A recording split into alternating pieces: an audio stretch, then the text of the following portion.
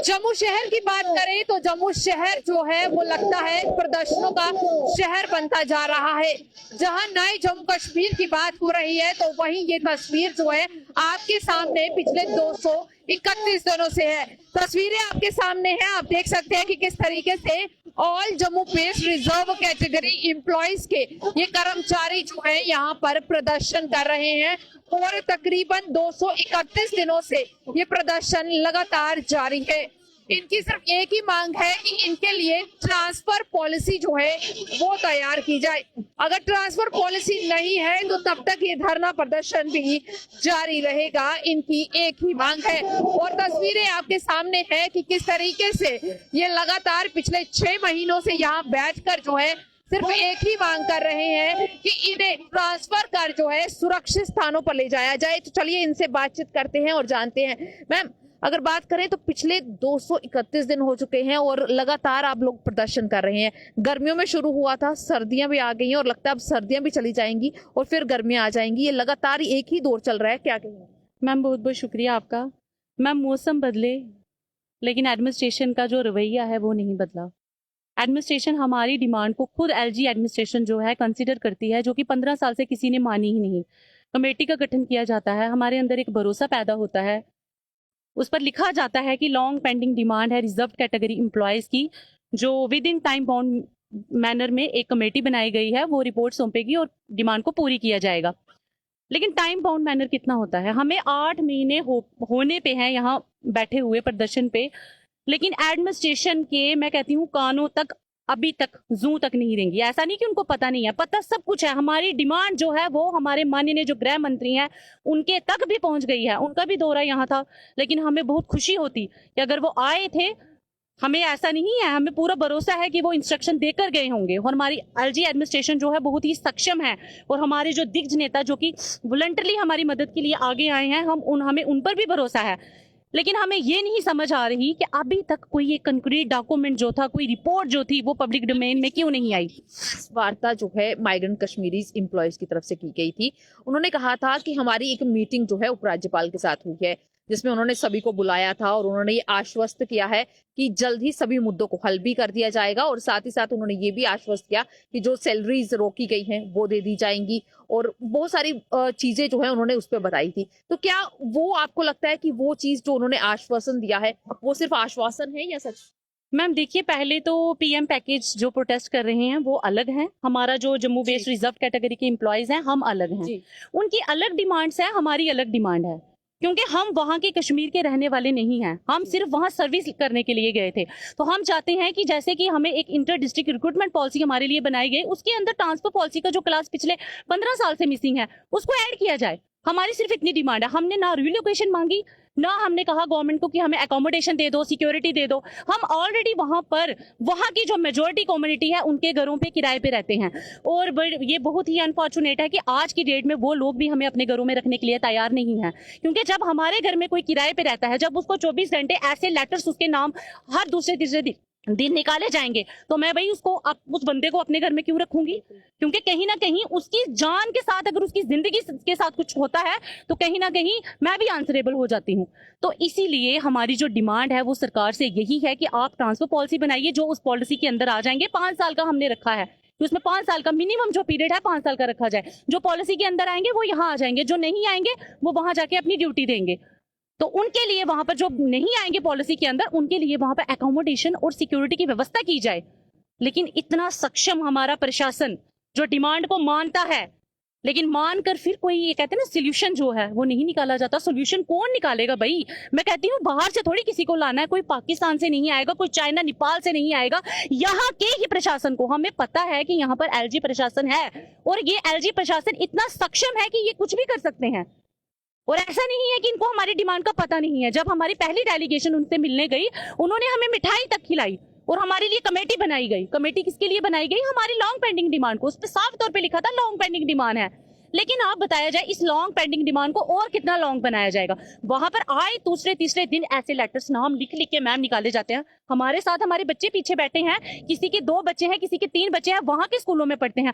आप सोचिए, मैं चलो फिर भी जो मेल हैं वो जैसे कैसे एडजस्ट करते हैं यहाँ पर प्रोटेस्ट पे बैठना, हम फीमेल्स के लिए यहाँ धरने पे बैठना कितना मुश्किल है कि हमने अपने बच्चों का स्कूल जो 2 साल कोविड की वजह से बंद था, ये पूरा साल चला गया प्रोटेस्ट में, और उनको हमने स्कूल बच्चों को बंद करवाकर यहाँ अपने साथ प्रोटेस्ट पे लाया हुआ है। एक एक बच्चा हमारा घर में है, एक एक बच्चा हम साथ लेके आते हैं। आप बताइए हमारी जो पीड़ा है, जो हमारी परेशानी है, वो कितनी बड़ी होगी कि हमने अपने बच्चों का स्कूल मिस करवा दिया। स्कूल 7-8 महीने से बच्चों का स्कूल बंद करवाकर यहाँ बच्चों को साथ रखा हुआ है, लेकिन एडमिनिस्ट्रेशन क्या कर रही है? एडमिनिस्ट्रेशन का ये जो एडमेंट रवैया है हमारी तरफ, इससे हमारी सिचुएशन जो है और वर्स्ट से वर्स्ट होती जा रही है, कहीं पर भी इंप्रूवमेंट नहीं हो रही। हमारा जो फ्यूचर जनरेशन है ये भी तबाह हो गई है। फ्यूचर जनरेशन के जो राइट्स हैं, right to education, right to live, जो हमारा संवैधानिक एक प्राइम आर्टिकल है, उसको पिछले 8 महीने से वायलेशन किया जा रहा है, ह्यूमन राइट वायलेशन हो रही है। पर क्या एडमिनिस्ट्रेशन को ये चीजें दिखाई नहीं दे रही? क्यों एडमिनिस्ट्रेशन एक मैं कहती हूँ एक ठोस कदम क्यों नहीं उठा रही है हमारे लिए? ये कई सवाल जो हैं एडमिनिस्ट्रेशन से उठा रही हैं, एडमिनिस्ट्रेशन के और लेकर जो है इनके मन में कई सवाल हैं, और साफ तौर पर यहाँ पर ये लगातार यही कह रहे हैं कि उपराज्यपाल को अपना जो एक वादा है वो पूरा करना चाहिए। मैम, ये लगातार हमने देखा है कि आप लोग बार बार ये कह रहे हैं कि अपना वादा पूरा कर दो, पर वो वादा पूरा करने का एक समय भी दिया गया था, ना वो समय आया है। पर जिस तरीके से मैम ने भी कहा कि मौसम काफी बदल गए हैं, बट हमारे लिए कुछ नहीं हुआ।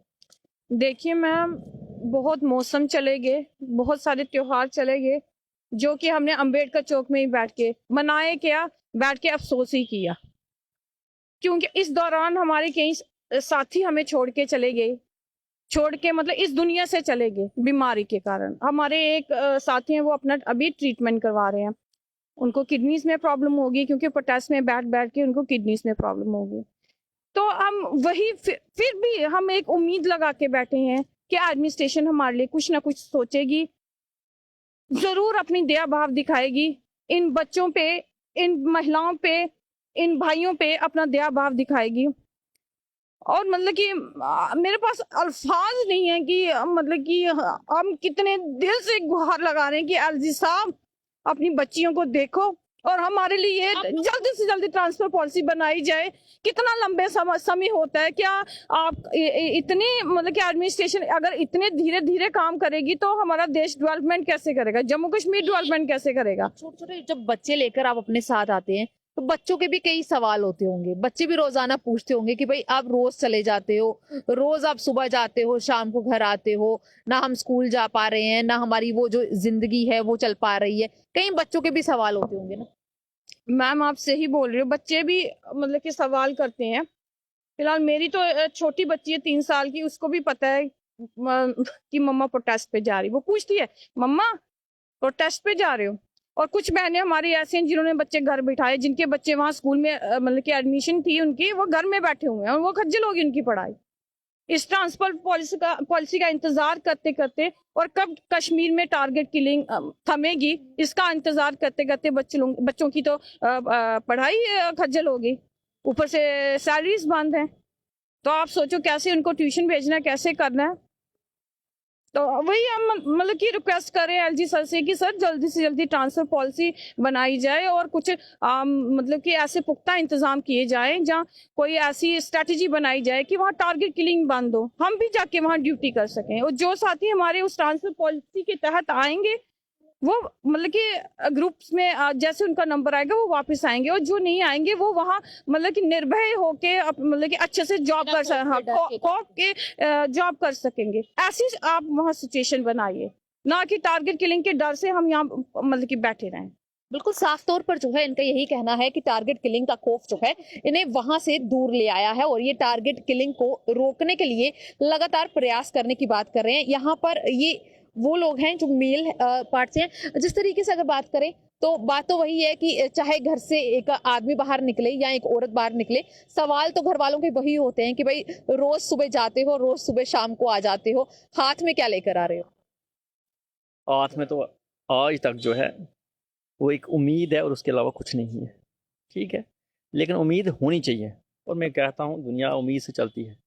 आप उम्मीद छोड़ दीजिए तो फिर तो जिंदगी उसी वक्त रुक जाती है। काफी समय हो गया, 6 महीने का मुझे लगता है कि इससे ज्यादा 7-8 महीने होने वाले हैं। उम्मीद भी इंसान की हार जाती है, वो भी थक जाता है कि कितने समय तक हम यही बात बार बार। देखिए मैडम, मैं आपको बोलता हूँ ये उम्मीद हम रुकने वाले हैं नहीं। देखिए ये हमारे लिए जो मसला है ना, ये कोई वो लड़ाई तो है नहीं, चलो कोई बात नहीं, डीए का मसला है, एचआरए या प्रमोशन का कोई ऐसा लड़ाई हो तो चलो इस साल नहीं अगले साल दोबारा लड़ेंगे, या हो सकता है आज के वक्त में सरकार का रवैया क्या है दूसरी बात देखेंगे। लेकिन ये लड़ाई इन कर्मचारियों के लिए जीवन और मृत्यु का प्रश्न है आज। ठीक है, बहुत सारे लोग जो मैं देखता हूँ यहाँ पर 7-7 महीने हो गए हैं सैलरी बंद है, फिर भी लड़ रहे हैं। और मैं इतना जरूर कहता हूँ, इतना लंबा संघर्ष जो है कोई ना कोई गुल तो जरूर खिलाएगा, ये मैं मान के चलता हूँ। हमारे पास लड़ने के अलावा कोई ऑप्शन है भी नहीं। हमने बहुत बार सरकार से ये गुहार लगाई कि इस मसले को देखिए, ये संज्ञान लीजिए, ये इंसानियत का मसला है ना, इंसानियत के ही चश्मे से इसका हल होगा। लेकिन ये बड़ा मैं कहता हूँ दुर्भाग्य है इन कर्मचारियों का कि 7 महीने के बाद भी जो कमेटी बनाई गई थी वो विचार कर रही है, संयोग से चेयरमैन बदल दिया गया है। मैं इन चीज़ों को मानता नहीं हूँ। ये मसला बहुत छोटा है, अगर प्रशासन चाहे तो 1 घंटे के अंदर अंदर ट्रांसफ़र पॉलिसी की नोटिफिकेशन आ सकती है, कोई बड़ी बात नहीं है। लेकिन मैं बोलता हूँ ये विल पावर की बात है। ट्रांसफ़र नीति है क्या है उस पर मुझे संदेह नहीं है, संदेह उठता है प्रशासन की नीयत पे, प्रशासन के कामकाज। मैं बोलता हूँ नीयत हो ना तो नीति तो बन जाती। सबसे पहले नीयत इंसान की होनी चाहिए। बड़ी हैरानगी की बात होती है, अब जगह जगह देखते हो धरने प्रदर्शन चल रहा है, ऐसी बात नहीं है कि प्रशासन तक आवाज़ नहीं जाती, वो सब देखते हैं। अगर देश के गृह मंत्री जम्मू आए थे, ऐसी बात नहीं, उनको सब ब्रीफिंग होती है उन चीज़ों की, ये देश ऐसे थोड़ी चलता है। लेकिन बात आती है कि अकाउंटेबिलिटी क्या है। अगर आपने एक कमेटी को ये कहा था कि आप 4 कमेटी को एक मैंडेट दिया है कि आप ट्रांसफर पॉलिसी पे विचार कीजिए, रिपोर्ट रिकमेंडेशन एक टाइम बाउंड मैनर में दीजिए, अकाउंटेबिलिटी कहाँ पे है? कितना समय हो चुका है? 2 महीने, 4 महीने, 6 महीने या साल लगेंगे इस चीज़ों में। ठीक है, ये कर्मचारी आज मुझे लगता है सताए हुए हैं प्रशासन के एंड से। ठीक है, गन की भी मार है और पेन की भी मार है। ठीक है, थ्रेट लेटर भी आता है, बायोमेट्रिक भी आता है। ठीक है, ना इनके चूल्हे जल रहे हैं तो इनके दिल सिर्फ। ठीक है, 2 दिन पहले पिछले हफ्ते की बात है, एलजी साहब ने एक बयान दिया कि राजभवन के दरवाजे तो खुले हैं ना, आइए कोई भी आइए बैठिए, समाधान निकलेगा। मैं कहता हूँ दरवाजे वो मत खोलिए, जरूरत नहीं है राजभवन के दरवाजे खोलने की, आप अपने दिल के दरवाजे तो खोलिए ना पहले। ठीक है, मिलिए ना, बात कीजिए इनसे। और मैं ये भी बात कहता हूँ, जम्मू कश्मीर का वो कस्टोडियन है, मुखिया है ना वो जम्मू के, जो मुखिया होता है घर का जो बड़ा है उसको ही तो मसले हल करने हैं ना। मसले हल करने के लिए कोई बाहर से नहीं आएगा, यहाँ दिल्ली से कोई यहाँ नहीं आएगा, इनको ही करना है। ठीक है, तो फिर मुझे लगता है इतना लंबा खींच के, मैं इतना मानता हूँ कि इस मसले अभी तक ये सर्विस मैटर है, लेकिन ये कोई ह्यूमैनिटेरियन क्राइसिस नहीं बनना चाहिए। ठीक है, सर्विस मैटर है, सर्विस मैटर की तरह देखिए इसको। एक बात मैं आपको संक्षेप में कहना चाहूँगा, इनके इस ट्रांसफर पॉलिसी को ना एक खिचड़ी की तरह बना दिया है। ये कहा गया कि ट्रांसफर पॉलिसी बनेगी देश आ जाएगा, उन संगठनों के सामने हम झुक जाएंगे। कहाँ झुकेंगे? ट्रांसफर एक रूटीन वर्क है एम्प्लॉय का। भाई ट्रांसफर पॉलिसी में ये हम कहते हैं कि समयबद्ध तरीके से लाइए, हम थोड़ी कहते हैं कि 3,500 एम्प्लॉयज़ को एक साथ उठाओ तो जम्मू लाओ, हमने ये कहा नहीं है। ट्रांसफर पॉलिसी की बात की है, हर 10 साल 5 साल में पॉलिसीज चेंज होती हैं। पिछले 15 सालों से ये लोग वहाँ बैठे हैं, पिछले 15 सालों में देश ने 3 बार सरकार बदल दी है। ठीक है, 3 बार प्रधानमंत्री बदल गए हैं जब हिंदुस्तान में, तो इन लोगों के भविष्य कब बदलेगा? ठीक है, तो मैं कहता हूँ देश को हारने वाली कोई बात नहीं है, देश की गरिमा के लिए हम खड़े हैं, हम भी देशभक्त लोग हैं और हमसे बड़ा देशभक्त कोई नहीं, मैं ये कहता हूँ। लेकिन जरूरत है इस वक्त प्रशासन को इनके साथ खड़े रहने की। प्रेशर टैक्टिस से आप इन एम्प्लॉयज़ को ज्वाइन तो करवा दोगे ड्यूटी, अगर किसी के साथ कोई अनहोनी घटना घटेगी तो फिर किसकी जिम्मेवारी बनेगी? फिर कौन है? और ये कर्मचारी सिर्फ कर्मचारी थोड़ी हैं, इंसान भी है ना, इनके परिवार भी हैं, माँ बाप भी हैं, बच्चे भी हैं, रिश्तेदार भी हैं, सोशल नेटवर्क भी है, ये इंसान है। ठीक है, आप ये कर्मचारी हैं, कोई मशीन थोड़ी है। ठीक है, इनकी भी भावना, मैं बोलता हूँ सबसे बड़ी बात है इनको कर्मचारी समझा जाए, और जब आप इनको कर्मचारी समझेंगे, इनकी रूटीन में ट्रांसफर पॉलिसी है, देश को हारने वाली कोई बात नहीं है। एक एम्प्लॉय के ट्रांसफर होने से, ट्रांसफर पॉलिसी बनने से देश नहीं आता कभी, नो हम हारने देंगे। लेकिन इतना बात मैं जरूर कहूँगा, देर से ही सही सरकार को सुनना पड़ेगा, प्रशासन को अपना रवैया बदलना पड़ेगा, हमारी एक ही मांग है, ट्रांसफर पॉलिसी, और यही हमारा यहाँ से संदेश है। जब तक ट्रांसफर पॉलिसी नहीं तो अंबेडकर चौक से घर वापसी इन एम्प्लॉइज की नहीं होगी। जैसे ये कह रहे हैं तो लगातार जो है ये एक बड़ा बयान आ रहा है कि जम्मू कश्मीर के हालात बदल रहे हैं। कश्मीर घाटी की अगर बात करें तो गृह मंत्री जब अपने पिछले दिनों दौरे पर आए तो उन्होंने कहा कि घाटी में लक्षित हत्याओं का दौर भी थमा है और वहां पर पहले की तरह अब लक्षित हत्या यानी कि टारगेट किलिंग्स जो है वो नहीं है।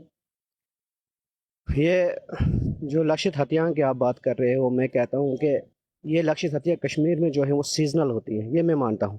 क्योंकि अगर इस वक्त आप कश्मीर में जाएंगे तो मोस्टली कश्मीर के लोग भी इस वक्त जम्मू में या दिल्ली में कहीं और जाकर बैठे हुए हैं। तो जो बाहर के प्रवासी वहाँ पे जाते हैं वो इस वक्त सभी लोग वहाँ से, जो वर्कर्स खासकर मैं बात करूँगा, जो बाहर के जो प्रवासी मजदूर जो कश्मीर में जाते हैं इस वक्त वो विंटर के लिए, वो सबके, हम 15 साल से वहाँ काम करें, हमें पता है वहाँ के हालात कैसे हैं। वो लोग वापस चले जाते हैं। और जिस तरह आज हमें जो एजुकेशन डिपार्टमेंट के लोग हैं वो भी मैक्सिमम जो है आज छुट्टियां पड़ी हुई हैं तो विंटर वैकेशंस पर यहाँ बैठे हुए हैं। तो लक्षित हत्याओं की जो घटनाएं हैं इस वक्त इसलिए कम हो गई है क्योंकि बाहर के लोग जो हैं इस वक्त कश्मीर में नहीं हैं। जैसे ही मैं कहता हूँ आगे लोग वहाँ जाएंगे तो लक्षित हत्याएं जो हैं वो डेफिनेटली होंगी। क्योंकि जिस तरह से TRF या जो दूसरी ऑर्गेनाइजेशन है उनके जो लेटर्स रोज़ बरोज़ आते हैं तो उनमें साफ लिखा होता है कि तमाम एम्प्लॉयज़, चाहे वो PM पैकेज के हैं या और रिजर्व कैटेगरी के एम्प्लॉयज़ हैं। बयान जो है ये गृह मंत्रालय देता नजर आता है या जम्मू कश्मीर एडमिनिस्ट्रेशन देता नजर आता है, वो सिर्फ खोखले बयान है, जो जमीनी सच्चाई है वो नहीं बदली है। ज़मीनी सच्चाई तो मैं कहता हूँ अगर ज़मीनी सच्चाई बदली होती तो ये लोग आज यहाँ पे धरने पे बैठे नहीं होते। क्योंकि हम 15 साल से कश्मीर में काम कर रहे थे तो 15-14 साल तक बेशक डिमांड हमारी थी ट्रांसफर पॉलिसी, क्योंकि जो इससे पहले भी जो सरकारें रही हैं उनके पास भी हमने गुहार लगाई कि हमारे लिए एक ट्रांसफर पॉलिसी होनी चाहिए।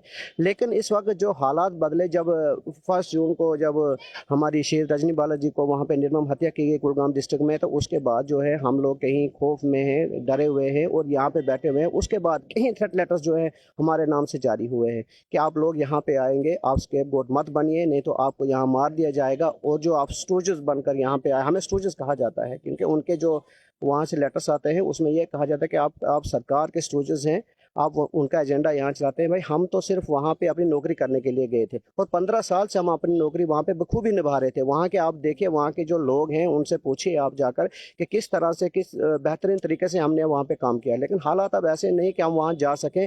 इवन कि जिन लोगों के घर में हम रहते थे अब वो लोग भी हमें घरों में रखने के लिए तैयार नहीं है। कहते हैं कि अगर आप लोगों को हम अपने घरों में रखेंगे तो हमें जो है खतरा है, अगर आपकी टारगेट किलिंग होती है तो कहीं ना कहीं उसका जो असर है हमारे ऊपर पड़ेगा और हमें उसका खामियाजा भुगतना पड़ता है। इसलिए जो है वो लोग कहते हैं कि आप यहाँ ना आए, हम आपको घर नहीं देंगे। हम कश्मीरी तो है नहीं, हम कश्मीर के रहने वाले हैं, हम जम्मू के रहने वाले हैं और वहाँ जो है हम रेंटेड एकोमोडेशन में रहते थे। लेकिन ये हालात नहीं है कि हम वहाँ पे जा सकें और अपने सर्विसेज को दे सकें। हालात बिल्कुल भी ठीक नहीं है। तो साफ तौर पर ये लोग जो हैं सिर्फ एक ही मांग को लेकर यहाँ पर हैं, वो है ट्रांसफर पॉलिसी। उनका कहना है कि जब तक ट्रांसफर पॉलिसी नहीं होगी यहाँ, यानी कि अंबेडकर चौक से घर वापसी भी नहीं होगी। लगातार इसी मांग को लेकर अब 231 दिन तो बीत गए हैं, आगे कितने दिन बीतेंगे ये भी एक बड़ा सवाल है। क्या उपराज्यपाल प्रशासन जो है इनके लिए ट्रांसफर पॉलिसी तैयार करेगा या सिर्फ झूठे आश्वासनों के सहारे ये लोग दिन और रात यहाँ काट देंगे? आपकी क्या राय है जरूर साझा कीजिएगा। तब तक के लिए जुड़े रहे DRC न्यूज के साथ।